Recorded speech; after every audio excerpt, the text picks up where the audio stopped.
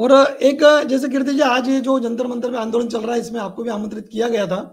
ये तो संविधान की मर्यादा में रहकर ये आंदोलन किया जा रहा है, तो क्या इस तरह के आंदोलनों से भी कुछ लाभ मिल सकता है? क्या लगता है आपको? मतलब केस में कोई इसका लाभ होगा ऐसे आंदोलन करने से? देखिए, जो मैंने अभी 3 पॉइंट्स बताए, नंबर 1 जी। एंड 2 में तो कोई इसका लाभ नहीं है, बिकॉज़ वो तो कोर्ट ऑफ लॉ में करना है आर्ग्यूमेंट। जी।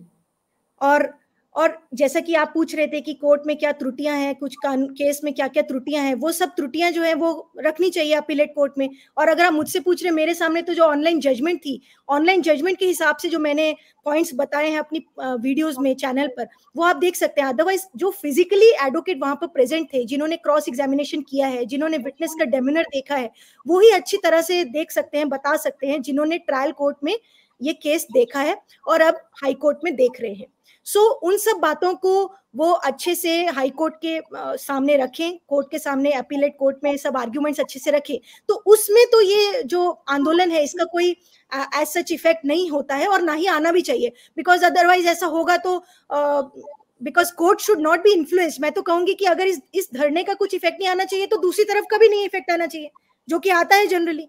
मीडिया ट्रायल के बारे में मैंने उठाया था एक बार पॉइंट कि मीडिया ट्रायल का कितना इफेक्ट आजकल आ जाता है, जो कि नहीं आना चाहिए। मीडिया ने ट्रायल नहीं चलाना चाहिए। सनातन संस्था के केस में भी क्या हुआ था, मीडिया ट्रायल इतना चला था जिसमें कि कितने सालों तक ये कहा गया कि इसमें पूरी तरह से इनका रोल है, सनातन संस्था के जो मेंबर्स थे उनका रोल है, लेकिन आज ट्रायल कोर्ट ने एक्विटल किया, उसमें कहा कि इनका कोई रोल नहीं था, जो सनातन संस्था के मेन 4 लोग थे।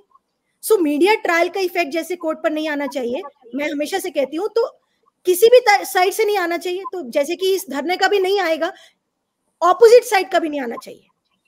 कि एक जो मेंटालिटी की बात मैंने शुरू करी कि एक मेंटालिटी हो जाती है कि कोई अगर समाज सेवा में है या कोई साधु है, संत है, उसके लिए पहले से एक माइंड में मेंटालिटी बन गई है कि वो तो इस तरह का ही होगा केस, उसमें कन्विक्शन ही होनी चाहिए, उसमें तो लड़की ही सच बोलेगी।